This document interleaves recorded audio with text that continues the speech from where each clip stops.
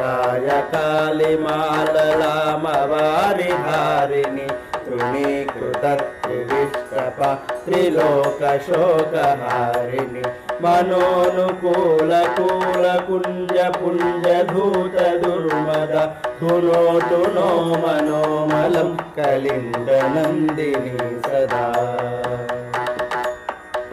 मलापहारि वारि पूरि भूरि मण्डितामृत वृषं प्रवातक प्रपञ्चनाति पण्डितानिश सुनन्दनन्दिनाङ्गसङ्गरागरञ्जिताहित धुनोतु नो मनोमलं कलिन्दनन्दिनी सदा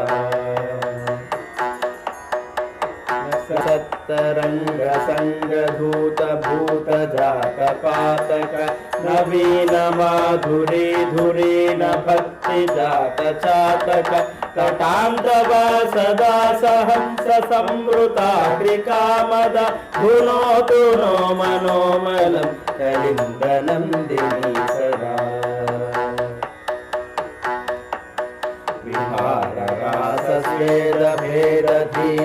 विहाररासस्वेदभेदधीरतीरमारुत गतागिरामगोचरे यदीयनीरचारुत प्रवाहसाहचर्यपूतमेदिनी नदीनद धुनोतु नो मनोमलं कलिन्दनन्दिनी सदा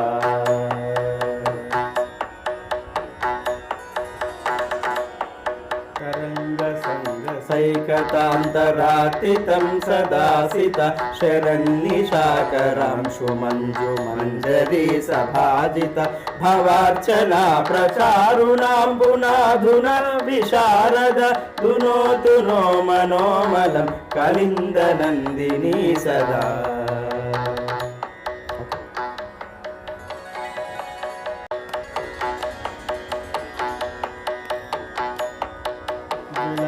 केलिकारी चारुराधिकाङ्गरागिणि स्वभर्तुरन्यदुर्लभं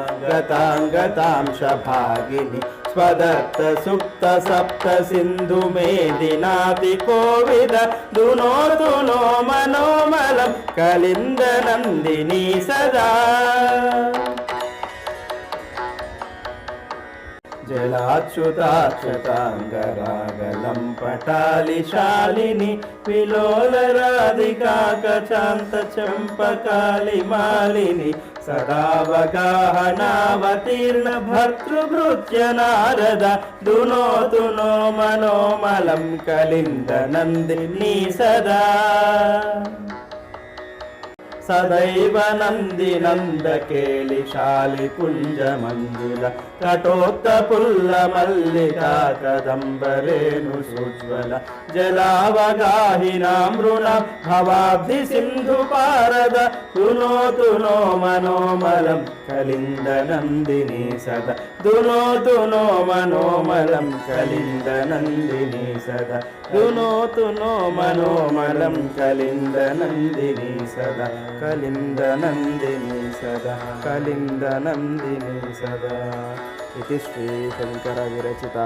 यमुनाष्टकं सम्पूर्णम्।